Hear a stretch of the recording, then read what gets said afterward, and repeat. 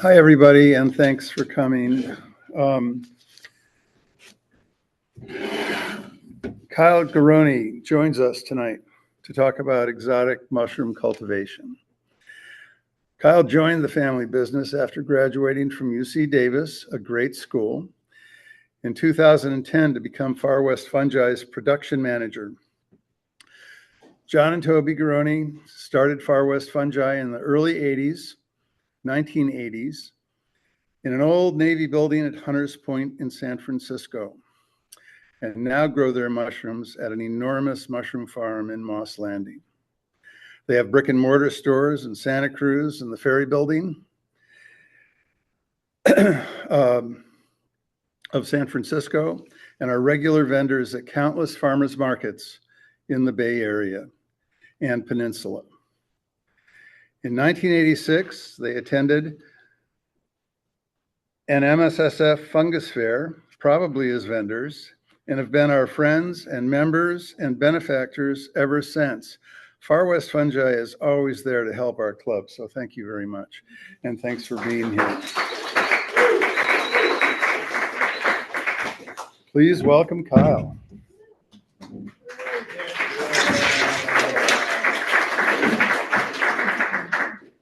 Thank you for the lovely introduction. So we're going to be talking about cultivation, which is something that I do all day, every day. And I was thinking it would be good to, kind of just talk about a couple different ideas, and then I want questions. So ask questions. I don't want to wait till the end. Sometimes these subject matter, it's like, oh, where are we going? But I'm going to give a general, I actually have a kind of interesting talk that I'm working on right now that we'll do at the end. And it's a little bit more about just where the industry is now and what's happening. So turn this way. So yeah, we're going to be talking about mushroom cultivation, exotic specifically. So let's see if...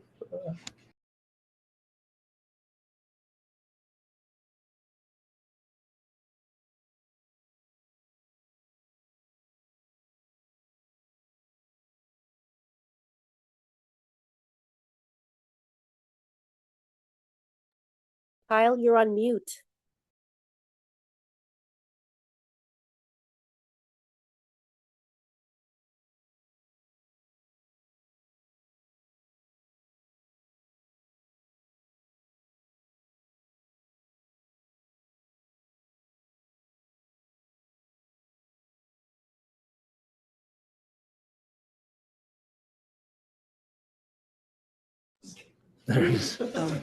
But I think it's because I'm on the slide now. Are you unmuted now? I'm unmuted now. Yeah, there we go. So what when we're first looking for good cultivated varieties, mostly we're going to be looking at strain selection, spawn, substrate, so what we're growing the mushrooms on. We're going to talk about how we produce our substrate, so sterilization, pasteurization, the environmental conditions that we're going to be growing the mushrooms in, and then different techniques for the different mushroom varieties.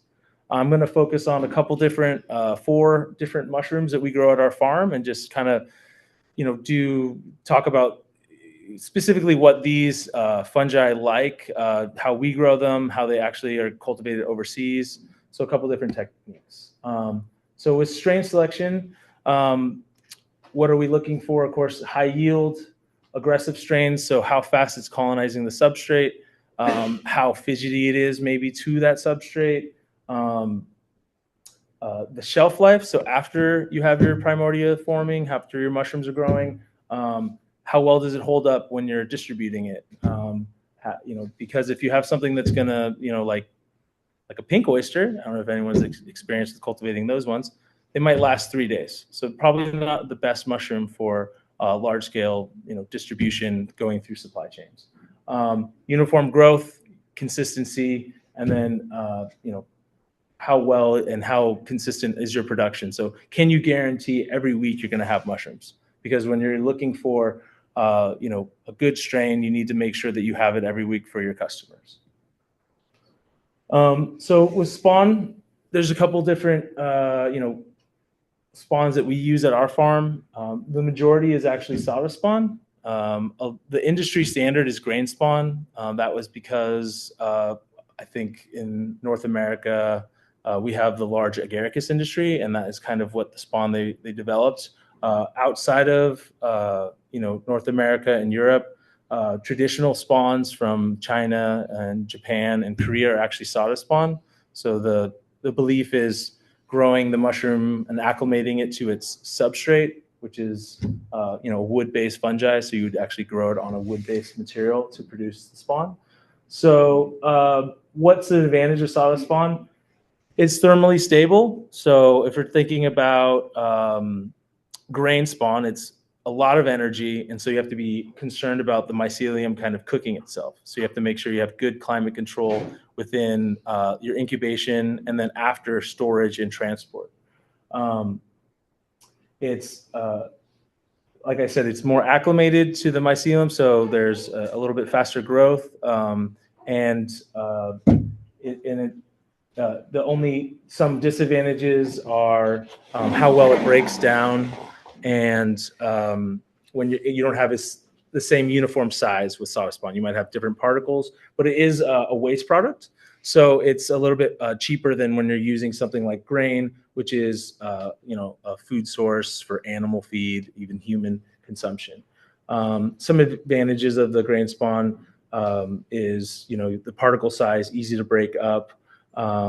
It's not specific to wood-based fungi, so you can use it for agaricus or a lot of different other varieties that would not be wood specific. Substrate. So what you're going to grow your mushrooms on, how to select the right substrate. We're going to be growing wood-based fungi, so we're going to be using wood. Recommendations when you're looking for substrate, don't spend a lot of money on it. It should be agricultural waste. You're growing mushrooms. Mushrooms grow on pretty much everything. So, using a lot of ag waste, so soy hulls, rice bran. Our wood is coming from hardwood door and cabinet company, so it's just a waste product of wood shavings. So don't spend a lot. A lot of people kind of get hooked up on, oh, this is the right substrate to use. I have to use wheat bran. I can't use rice bran. I say whatever you have locally, whatever's within your state or your county or whatever you can get, use that. You're going to be the most effective at growing. Your prices are going to be the lowest, and you're not going to be wasting your time trying to source more expensive products.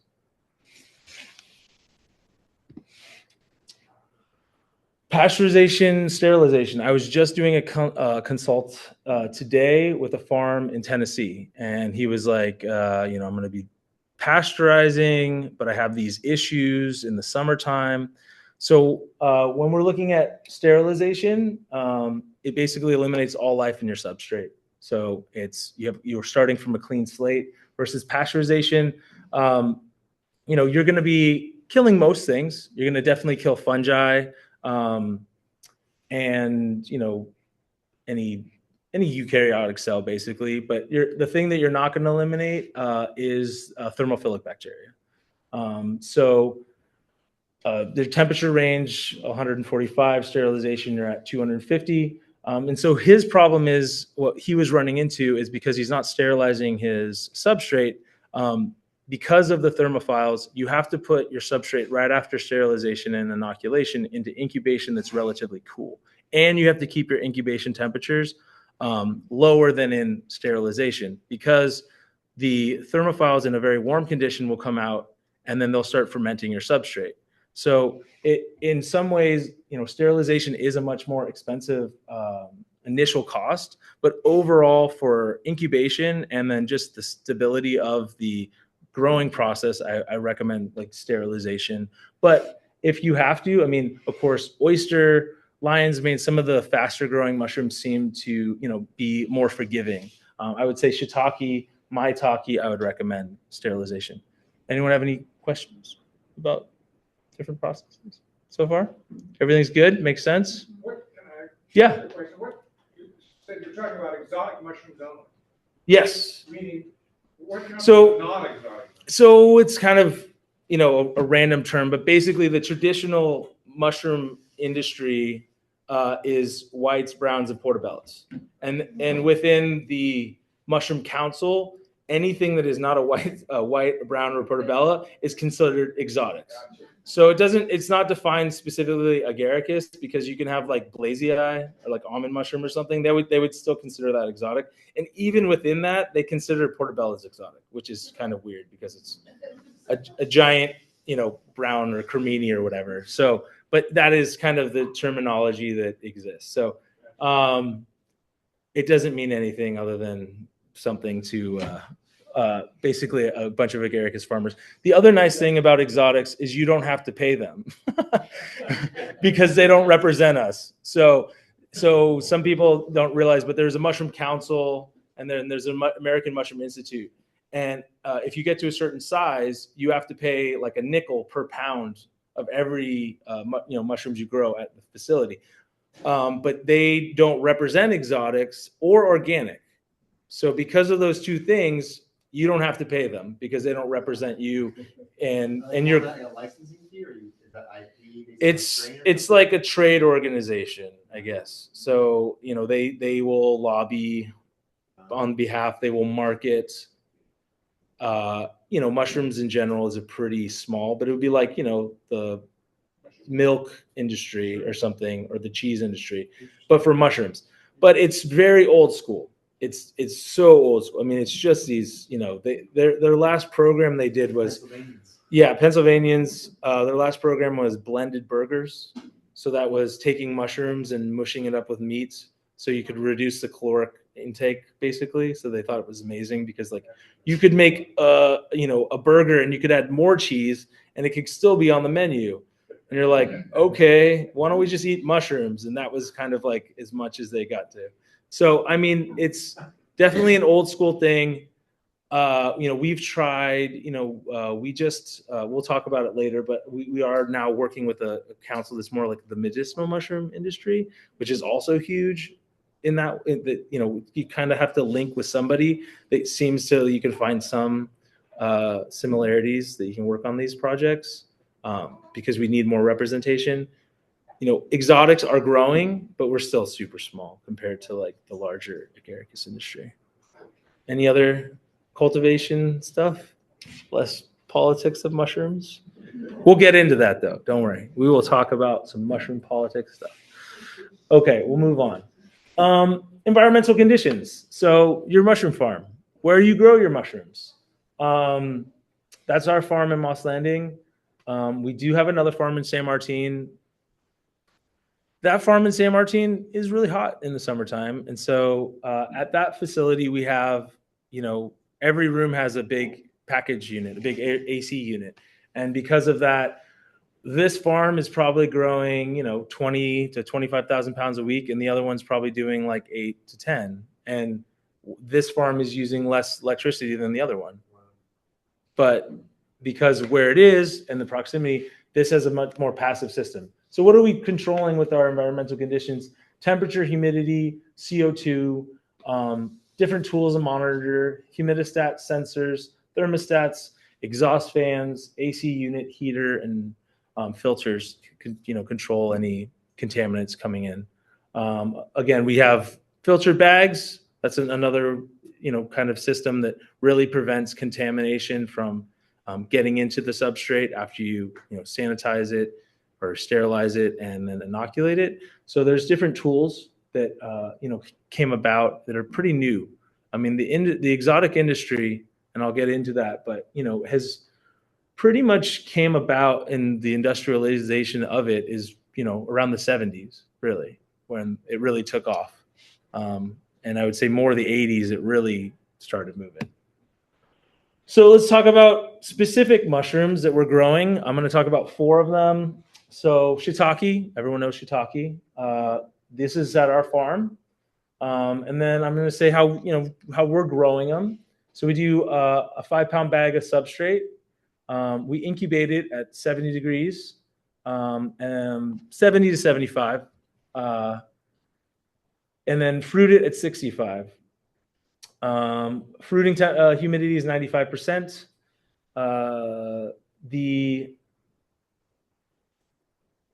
That's a little weird, but basically it's the colonization of the substrate is not 4 weeks, it's about 12 weeks, but 4 weeks is the first initial colonization, and then there's an 8-week browning stage. So shiitakes are one of the longest incubating strains we have at our facility. We produce 15,000 blocks a week.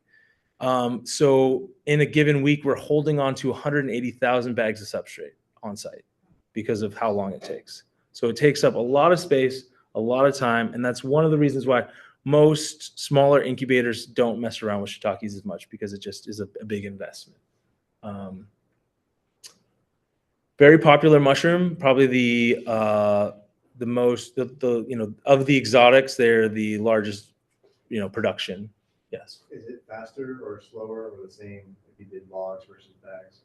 Bags will always be faster. Logs is like years, like a year or more.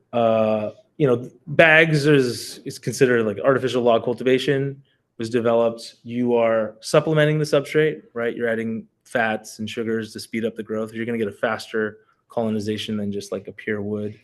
I'll talk a little bit about the more traditional way. So this is how we're doing it at our farm.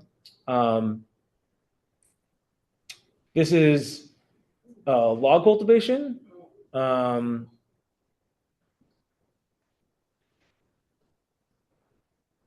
And that is not the right slide.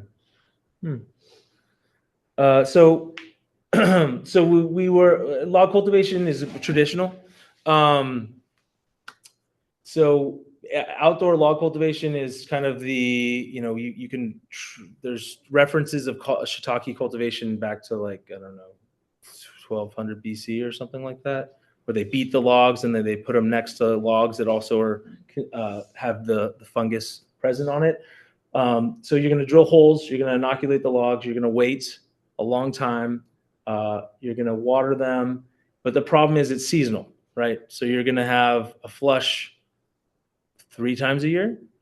You can induce the flushing, but for the farming, it doesn't really work in the in our industry, right? We don't have a culture of log cultivation.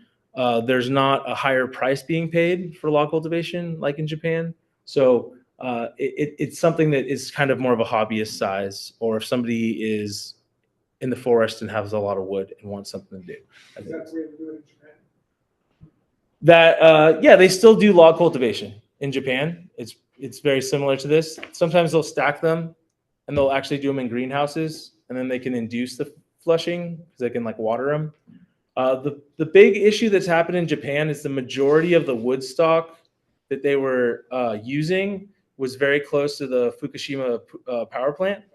So they've lost a lot of their resources for inoculating it, and then just overall, the artificial log is kind of taking over just because it's more efficient.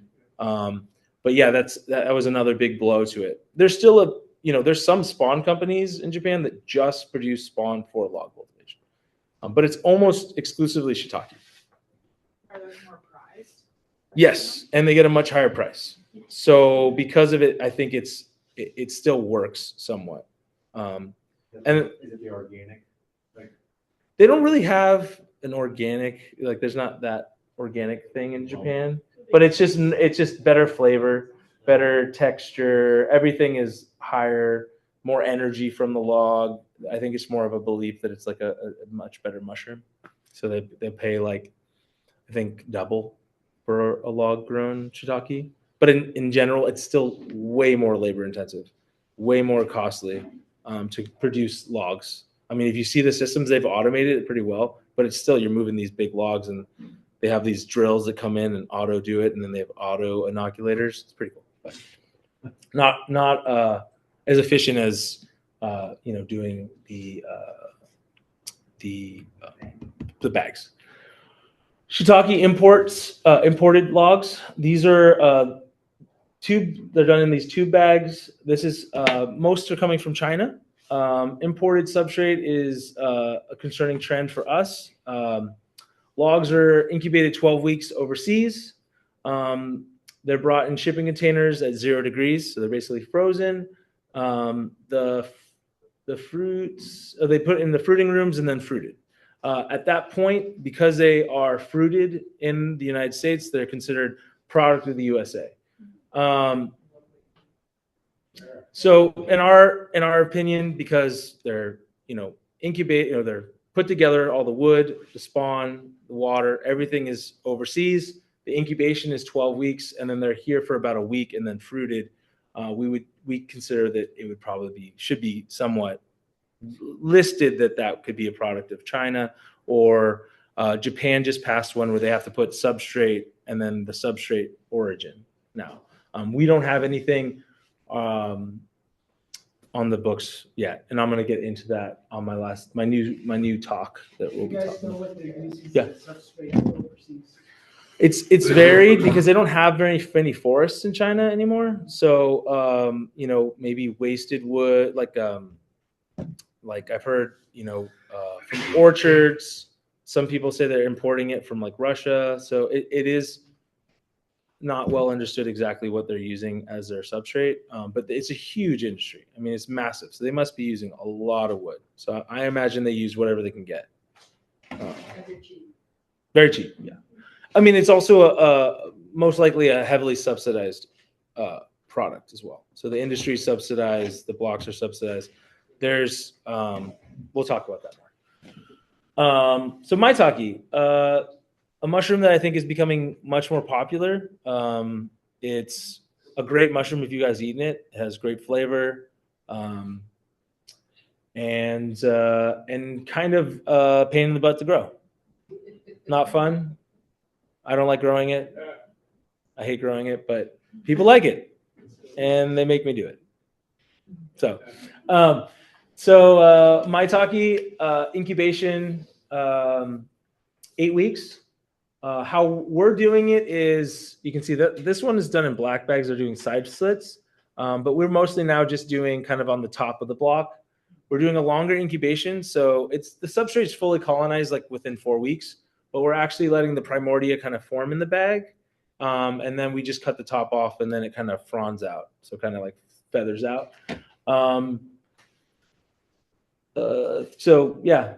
Humidity level 90-95%, temperature 62 to 66 for fruiting. It all depends on specific strains, right? So there is a million different maitake strains. They grow them completely different overseas, and I'm going to show you that right now. So this is in Japan. Similar incubation environment, but what they're doing is they're allowing the primordia, they origami the bag by hand. And I guess there's a machine too, but this farm did it all by hand. And you can kind of see, so they put the bag up and then they fold it and they put the filter perfectly in the middle and they kind of leave a little pocket. And this is all done by hand, the folding. I couldn't even pay somebody to do that, period. And then they just slit right below the filter line, and then the mushroom just grows right out. One perfect mass. It is crazy. Are they trying to form like the top of the jar? Well, it's in a bag, but and they can do in the bottle. They do bottle too. The best quality maitake are always grown in bags. So there is bottle. You usually see them. They're kind of more, less dense. So when you do them in a bag, you get this really nice, mass and perfect mushroom. So the biggest maitake producer, everything's done in bags. And then, so it's very interesting, totally different way, beautiful mushrooms, hands down the best,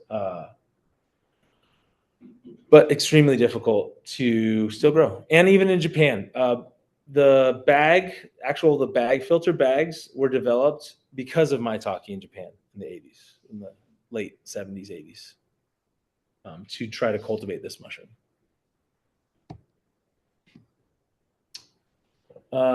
Turkey tail, Termites.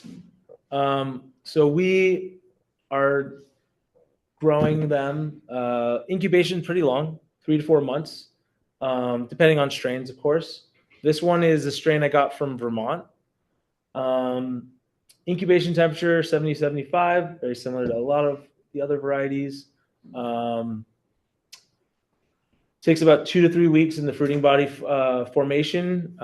We have found that in cultivating them, when we do them indoors, we seem to get a lot of, like, you can kind of see this one here has it kind of forms this like weird mass, and it kind of like sporulates, like the spores land and then kind of thickens, and they don't really form nice fruiting bodies. So when we started doing greenhouse grown, and we would get a much more natural looking fruiting body on them. Great mushroom, mostly used just for, we're cultivating it for tinctures mostly and other medicinal products.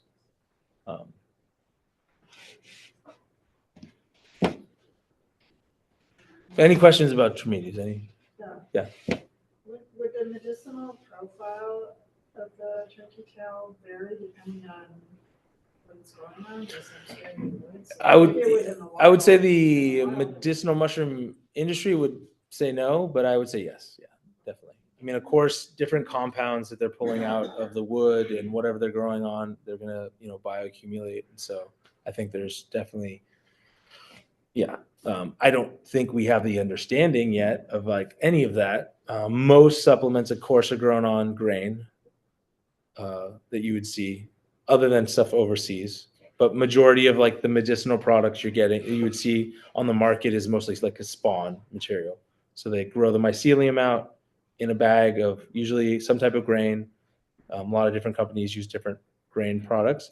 And then they take the whole mass, so all the mycelium, all the substrate, and then they dry it and then powder that. And then that's what they sell.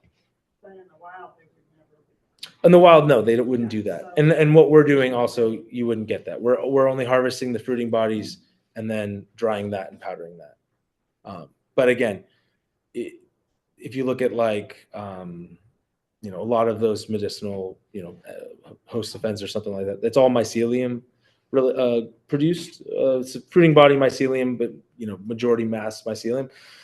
If we were getting too deep into like are specifically selecting substrates and even different species and what it's bioaccumulating or what it's making, it you would then have all these different recipes, right? And then you would say, okay, this one is good because it's accumulating this, and then you should take that. We haven't gotten that, I guess, far advanced into medicinals yet, which I think I think it's going to happen. It's just we don't have the testing yet to say, oh, this is crazy in hericinase. We can say, oh, we can see the presence of this, but we don't know how much it has in it. And a lot of people are still arguing about how best to do that. So it's like kind of very gray area. So all our products that we're doing for medicinal products, our teas, our tinctures, are all 100% fruiting body because we're a mushroom farm. Kyle, I have 2 questions. Yeah. What is the process for making a tincture from turkey tails? And could a tincture be made from candy caps? Would that work? Yeah. I mean, the difference with the like a polypore versus like something that's more of like a fleshy mushroom is usually the polypores are boiled in the water to kind of like pull out all that, and then that concoction is then the alcohol is then added to that, like a 50-50. Versus like a shiitake, you could just put it in a 50-50 mixture of just water and alcohol. But like the polypores, because they're so hard and rigid, usually you have to like heat it and kind of get those compounds out of it. And then that mixture with the fruiting body too, then you would add your alcohol to it. I would say candy cap, you could just put it in vodka and see how it goes. Yeah. And whatever compounds would get pulled out of it. Yeah. Or whiskey. Yeah, whatever you want. Candy cap whiskey. Let's do it. Who has a candy cap whiskey right now? Okay, no one. Okay. Any other questions out there? I didn't think about people on the computer. Nope. Okay. So lion's mane. Lion's mane had become very popular. I think, I don't even know, 6 years ago, 5 years ago, we were growing maybe 300 pounds a week. And now we're probably going 3,000 to 4,000 pounds a week. So, mostly because I think of the medicinal industry, like it's a big push, and people have been more interested in that. I think also just how you cook it is one of the bigger challenges that over time I think has somewhat been overcome. There's a lot more recipes out there. Delicious mushroom. Incubation, 70, 75, 77 degrees. The bags, 4 to 5 pounds. A very fast incubating strain. So a lot of first-time growers, people starting out, grow lion's mane because you're going to incubate that in 2 to 3 weeks. Unlike a shiitake, 12 weeks, it takes up a lot less space. The fruiting body formation is about 2 weeks in the growing room. One funny thing about my lion's mane is maitake and lion's mane cannot grow in the same room. They will, the maitake will not frond out. They will just sit in the mass and you will have not very good quality product. And a lot of people learn it the hard way. They don't know what's going on. It's because there's lion's mane in there. We've had issues where we just had one around, I don't know, last season, last Christmas or something, where we always grow our maitake with our oyster, and somehow like 3 or 4 bags of lion's mane got in a room that holds like 9,000 bags of substrate. Just 3 bags, and there's probably 2,000 bags of just maitake. Those 3 bags completely screwed up our maitake production. So that's how dramatic the presence of lion's mane in a fruiting room with maitake. So and What's happening? They're giving off something, the spores, we don't know. There's many farms have experienced this, from Pennsylvania to Michigan to us. We know that it's a problem, and we try our best to make sure it doesn't happen. But it's pretty interesting that there's clearly signaling things happening that these mushrooms know, like, yeah. And oyster and maitake, no problem. They're fine. They're fine growing together. So we're not sure. Fruiting temperature, it can be a little warmer.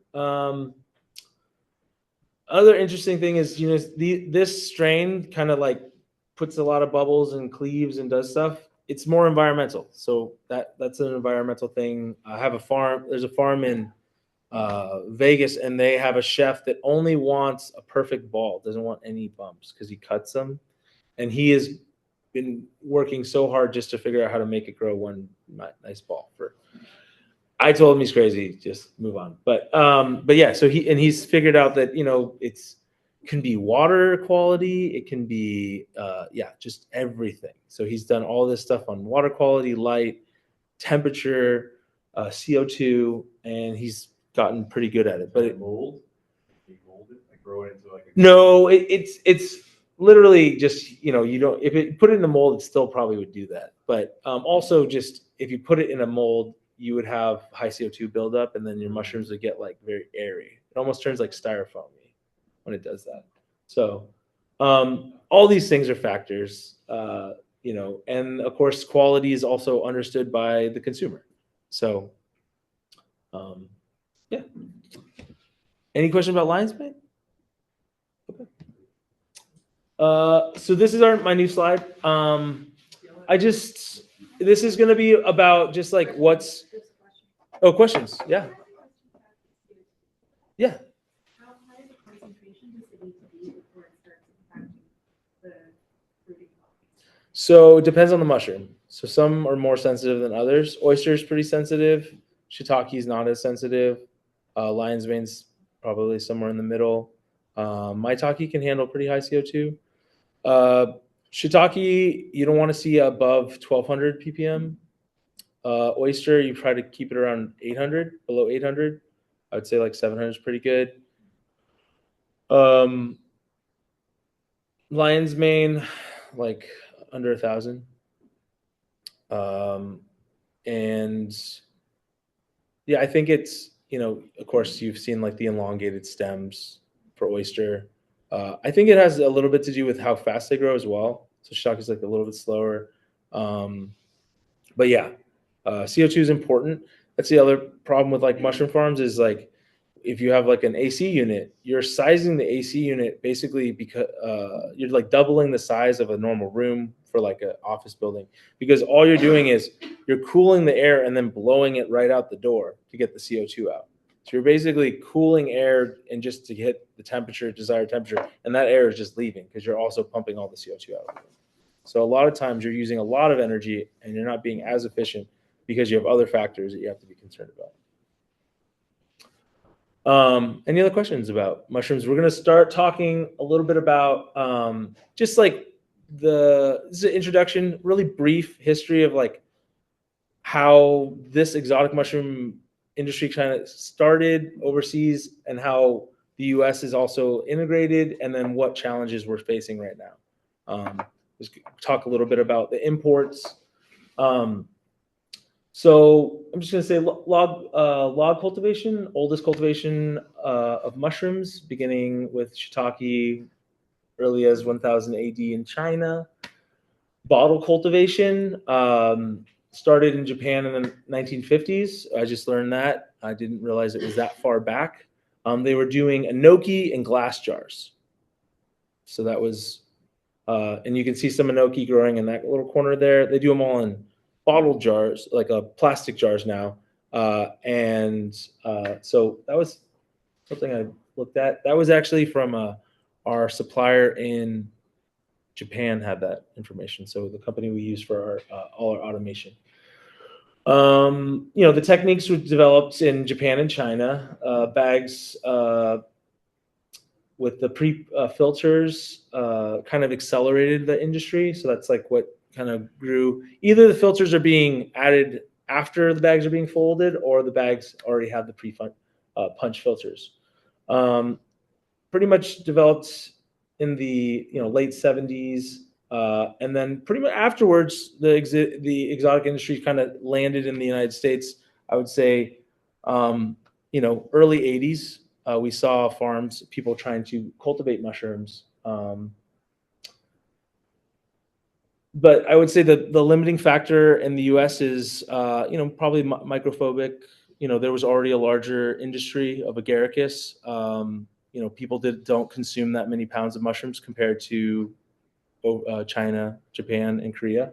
And there wasn't much investment. So if you look at a Japanese farm, they can go to the government and they can get a loan at like 2% interest rate as long as they're profitable. And so they can get a lot of money and they can invest in very large facilities. So fruiting body imports, some overseas companies tried to develop the industry in the US, and a lot of them kind of failed. We saw a lot of farms in the 80s coming about and kind of shut down with the exotics. The exotics are much more expensive compared to agaricus, and when they were first starting out, you could see, shiitakes were about the same price as they are now in the 80s. So they're about $12 a pound in the 80s, and they're about $12 a pound now. So it was a lot of money back then compared to like a button mushroom. So then in the early 1980s, we started seeing mushrooms, fruiting bodies being shipped in. We saw shiitakes being shipped in plastic bags. The bags had some type of preservative. Half the bag was rotten. The other half was weird preserved shiitakes that were on containers that were non-refrigerated. So they were probably on a container for about a month at least, brought in. They had when you open the bag, they had a horrible smell. They had like almost a formaldehyde smell. They picked out all the mushrooms that were rotten. They put the rest in boxes, and then they let them air vape to get all the smell out of them. And then they would and that's what they would sell. And that's what you would saw a lot of times when you saw shiitakes, kind of cracked tops. They almost never went bad. They would sit on the shelf forever. and they were just kind of mushy and had horrible flavor.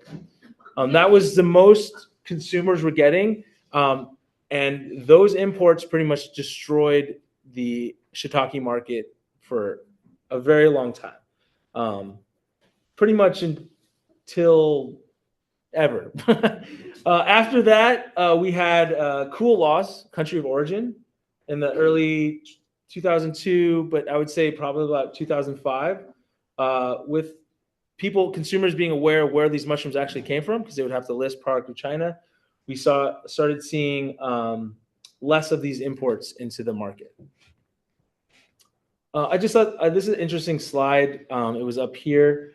This is from a Japanese enoki company, and you can kind of see this line is how many tons are being grown of enoki. This is the price of the enoki on the blue line. So you can see the conversion. So basically, in the 1970s or early 80s, you had a price of $5 a kilo of enoki. By today, 2020, they're $1.77 a kilo. So you have a massive amount of production, a very low price, and this is basically because there's a desire in Japan to grow a lot of enoki, a lot of investment. The other interesting thing is you can see that's agricultural companies. That's how many mushroom farms that were growing enoki. This is how many there are now, and there's probably less. So from the price point, there were 6,172 companies to now at 385 companies. So you're seeing a massive increase, less people growing them, the price goes down, and just massive farms. This is why they're having to import, because you can also see there they've hit a production peak. So they can't sell any more mushrooms to their consumers. So they have to export them. Imports of mushroom. So after the cool laws in the early 2000s passed, we saw a complete change, and so they started importing substrate. Because of the cool laws, when you can import substrate, they marked them as spawn. Spawn at that time, there's no tariffs on spawn. So all the substrates being imported in as spawn, the product can now be fruited here and then sold as product of the USA. Just to give you some reference to how many bags of substrate are being brought into the US in 2024, there's 57,740,842 bags of substrate imported into the US market.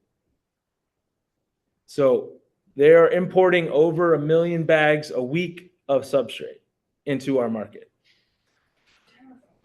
Well, not even now. There's tariffs, right? But I'm just explaining. In 2024, they paid 1,374,233 in tariffs for that many bags.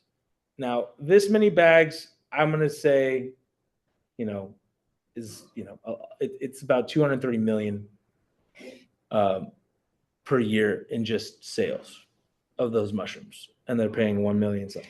So it's a big problem. It's really hard. It's hard for a farm to compete with that. Exotic farms, impossible almost. We're doing 30,000 bags a week and half of that shiitake. So we're doing 15,000 blocks of shiitake. So the majority of the exotic mushrooms the U.S. consumers, consumers are consuming are from products from overseas, 100%. If you're going to get something in a restaurant, most likely it's either, if it's product of the USA, it's substrate brought in. If they're not going to tell you, it's just imported in from overseas. So the actual mushrooms are. So what are we trying to do? A little bit. So in 2024, Forest Fungi coordinated, basically we coordinated a bill, California grown, Assemblyman Don Addis and CCUF would work together to try to do a California grown legislation to have basically a label. So we could say everything, if it says California grown, the substrate's made here, the spawn it's been inoculated here, it's incubated and it's fruited all in California. It was right around the time when we did it. There was there was budget concerns, and the other thing we found out was California does not regulate mushrooms. They do not. So they felt that they didn't have the jurisdiction to actually pass the law because they do not. So it's something to know. California doesn't regulate mushrooms. Everyone needs to know that. We didn't know that. The certified farmers markets like ag department, they have rules, but actually California as a state does not. So that didn't work. It was a lot of work, but now we're kind of working with a bunch of different farms across the country, and we're looking at working with customs and trying to get it reclassified. Right? This is not spawn. Spawn is something you would use to inoculate substrate. It is not something you fruit mushrooms from, and so we're hoping that kind of working with customs and reclassifying it. Hopefully, we can. The goal is to have a more fair look at what these products are and what's being brought in, and we would like to, of course, have more transparency in the industry for consumers, just to know where their actual mushrooms are coming from. Because I think most people are probably pretty surprised. So that's it. Thank you.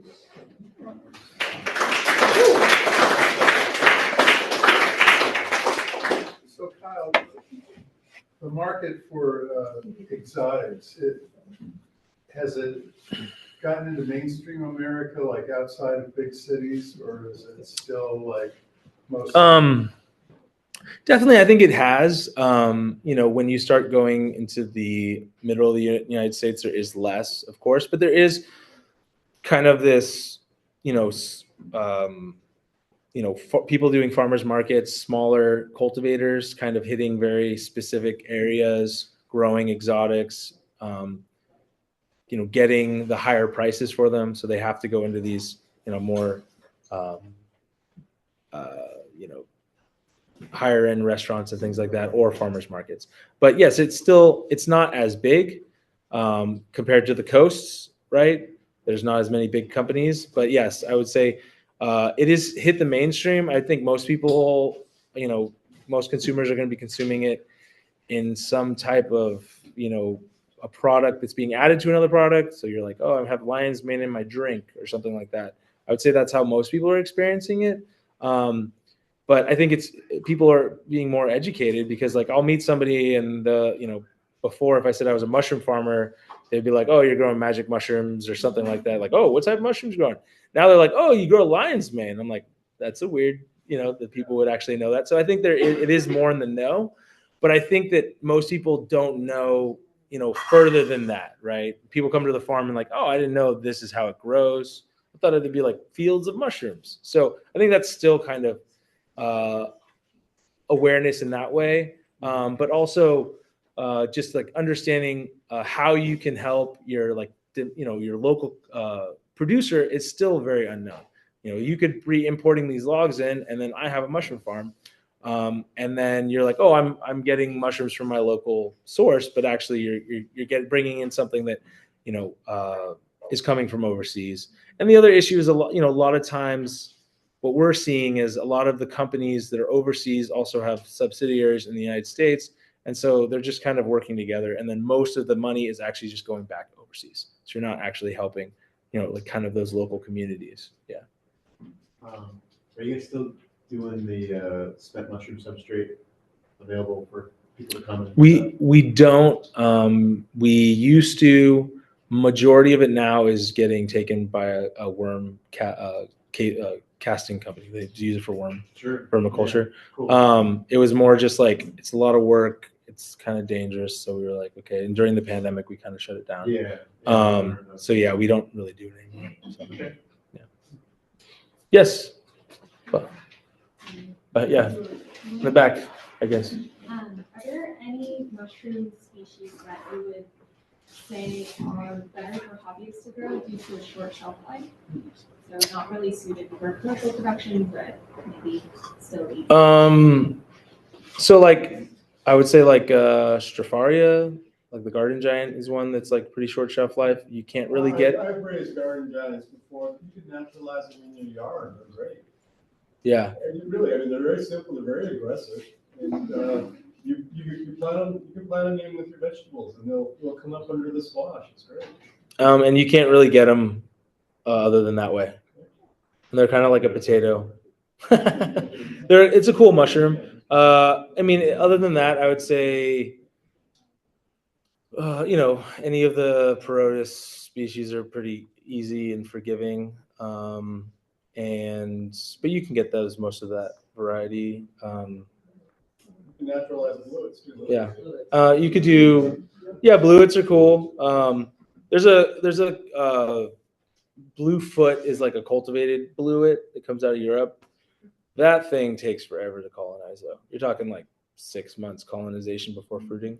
But yeah, I would say like if you're looking at a garden giant, doing some straw, you could do oysters. Those are kind of the easiest initially, and then if you want to do log cultivation, you can get some spawn from us, and you could do that at your house, and then it's kind of a more natural way of going about it. It's a lot of work, but if you don't want to have a bunch of bags in your house all day. Yeah. I work at a school. I'm interested in having a mushroom garden, and it wouldn't be for consumption. Okay. So some of those things that you're just talking about would probably work really well. But is there a particular mushroom that, rather than shelf life after you harvest it, that's like great, that will show for a long time? Yeah. So like if you did the turkey tail, or you did like reishi or some type of like conch, that is gonna dry well, and then you could hold it forever. I mean, you could even do like an art project with your kids. You'd be like, oh, we're gonna make. Yeah, that would be it for art or dyeing. We're gonna make a necklace, and you're gonna poke a hole in it, and then you can like put some string, and then you got like a cool little drawing, going out and sketching. Yeah. So the polypores take forever to grow. They'll sit on a log forever, and they'll just, you can just draw, you could grow them out. I would say the fastest of them would probably be like a turkey tail tremidis, something like that. And then that would be the start. And then we can either supply you the spawn or the if you want plugs or you want sawdust spawn, whatever, and then you just drill holes and then. That was the second thing. Whatever happened to that concept of growing on coffee grinds? Is that still popular? So I mean, the biggest, the company that kind of like proliferated that idea,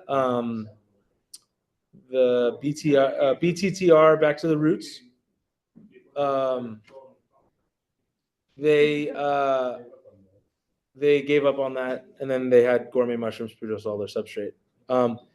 So what I was told was like the coffee grounds, like they kind of took the idea from cultivators in where was it? It wasn't Brazil. I think it was in Colombia. But they weren't using coffee grounds. They were using coffee waste. So actually like all the other matter that came out of the coffee, like the coffee hulls and stuff. And coffee grounds are not really a good substrate because they're very fine. So they're not very, they're very anaerobic in that way. They can't handle a lot of water because you have this very dense kind of, and mushrooms need like some structure to it. It needs like airspace. It needs things like that. So they were using all the like coffee holes and all that part. And that's actually what they were using, and maybe a little bit of coffee grounds. But then, this company was like, oh, the two founders came out of Haas, Berkeley's business school, and they ran with it, and it kind of took off. And then I think 2 or 3 years into it, they got some notoriety, and then they were having horrible production, and so they just outsourced it all to a mushroom farm, and they were in the end they grew it on just like wood, just like us. And that's So it's not. I think it works. Add to that story because the whole premise of it was they were going to have people going to all the coffee stores, Pete's, and those kind of places, and it was a job. They were getting jobs by having these people going and picking up and doing it all, and then they were incredible marketers. That was their strength. They were great marketers, but lacking in actually production. I can't remember what temperatures you said. that Yeah. Those rooms average when, what was like the highest temperatures that you need in part of the growth cycle? Incubation. In incubation? Yeah. So like shiitake, if you go below 65, they will, in incubation, if they're at the mature level, they'll start fruiting. And so that's a concern. So you keep your incubation temperatures for like shiitake, most varieties, 70, 75 degrees Fahrenheit. I was just gonna ask if there was a concern of the plastic in the bags leaching into the mushroom. at Right. all, But at those temperatures, I guess. it's- No, I mean, the bags are designed to be sterilized. So they're reaching temperatures over 250 degrees Fahrenheit. And we're using polypropylene, and they're not in the bag, I think, long enough to do that. But it is still, we're not usually, fungi break down, the enzymes will break down the plastic, but not really shiitake. Any other questions? Yes, go back. Sorry, I saw after talking to you. Oh, it's okay. Are you guys also doing like research into figuring out new mushrooms that you could cultivate? Yeah, I was. We're working on. We were right now a couple different things, but the main one that we've done some work on was beefsteak mushroom. We felt like it would be a good mushroom because it is, you don't have a lot coming out of the forest. It has a weird, bleeds when you cut it, like a red color, like it excretes this red liquid. So we messed around with it and we did our first trial on it, and we got a lot of fruiting body formation, like a lot of primordia formation, but we didn't get the fruiting bodies to develop properly. So we still need to figure that out. But that would be the mushroom we're working on. We're going to be doing, something that's happening that more people are talking about is developing a MON library. So holding everything like haploid, or not haploid, haploid, then holding them diploid. So we can do better crosses. So if we have like mons, then we can do different crosses. And also for cordyceps cultivation, it seems that with those mushrooms, one of the mons becomes more dominant over time, and that's why everyone thought they were senescing, but actually one is just taking over, kind of, and then it's not producing the reproductive structures, and that's why you're not getting fruiting.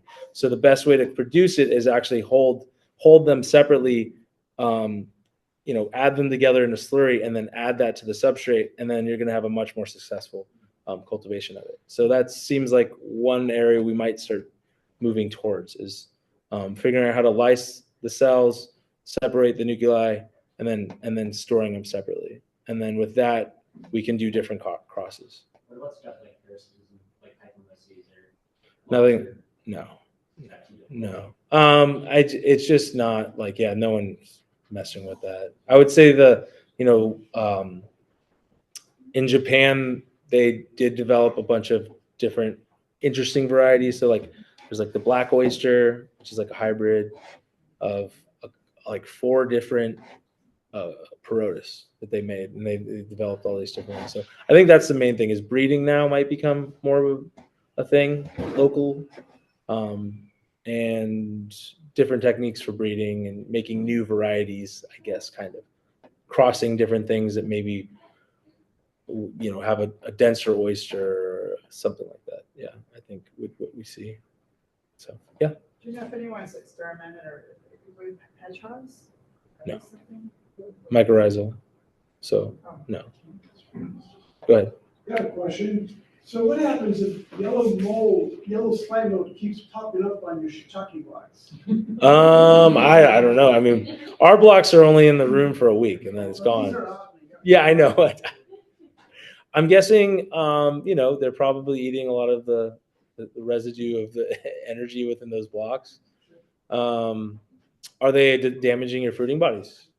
Oh, it's preventive. Oh, really?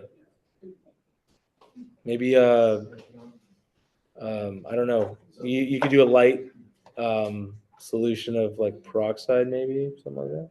bleach my lawns. Yeah, bleach them if you want. Peroxide, yeah. Yeah, something like that. Yeah, nothing too complex. Thank you. So, That's it? Okay, thank you. great presentation.